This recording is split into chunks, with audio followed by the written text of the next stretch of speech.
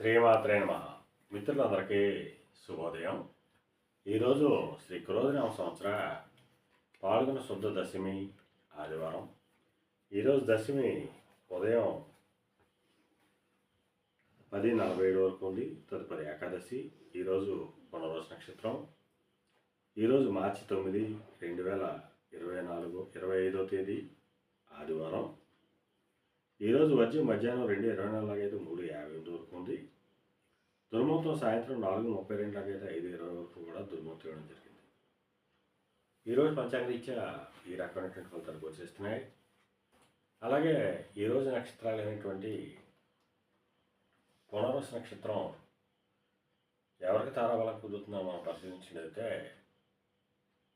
భరణి, రోహిణి, ఆరుద్ర, పుష్యమి, ఆశ్లేష, పొబ్బ, హస్త, స్వాతి, అనురాధ, జ్యేష్ఠ, పూర్వాషాఢ, శ్రవణం, శతార, ఉత్తరభద్ర, రేవతి.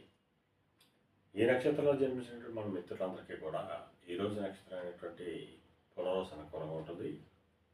అందువల్ల ఇప్పుడు చెప్పినటువంటి నక్షత్ర జాతకులందరికీ ఈరోజు శుభకరంగా ఉండే అవకాశం ఉంది. అలాగే ఈరోజు రాశిఫలాలను మనం పరిశీలించినట్లయితే మేషరాశిలో జరిగిన వాళ్ళకి పరాక్రమంతో ఆదాయాలు ఏర్పడతాయి. వృషభ రాశిలో జరిగిన వాళ్ళకి ధనాభివృద్ధి కలుగుతుంది.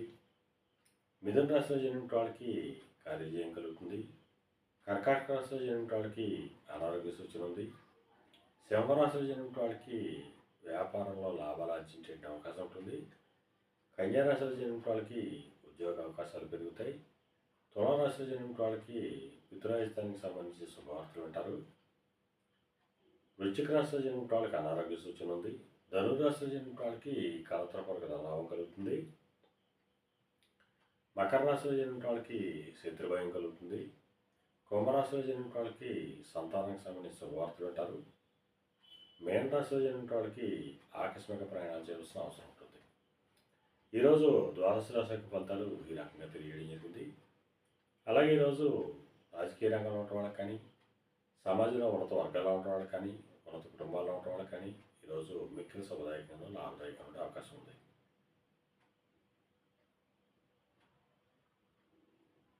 ఫైనాన్స్ రంగంలో ఉన్న వాళ్ళకి కానీ, బ్యాంకింగ్ రంగంలో ఉన్న వాళ్ళకి కానీ, మధురమైనటువంటి వస్తువులు క్రయవిక్రయాలు చేసిన వాళ్ళకి కానీ ఈరోజు మిక్కిలి శుభదాయకంగా లాభదాయకంగా ఉండే అవకాశం ఉంది.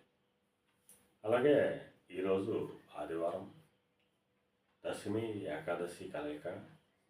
అందువలన ఆ సూర్య భగవానుని ఆరాధించిన, స్వామిని అభిషేకించిన సర్వశుభాలు కలుగుతాయని, ఆరోగ్యం చేకూరుతుందని చెప్పి తెలియజేయడం జరుగుతుంది. అలాగే మరో రేపటి శుభోదయం కార్యక్రమంలో మరిన్ని విషయాలు తెలుసుకుందాం. అంతవరకు మన మిత్రులందరికీ మరొకసారి శుభోదయం. ఇట్లు మీ పెద్దబాబు సిద్ధాంతి గొల్లలవాంగ.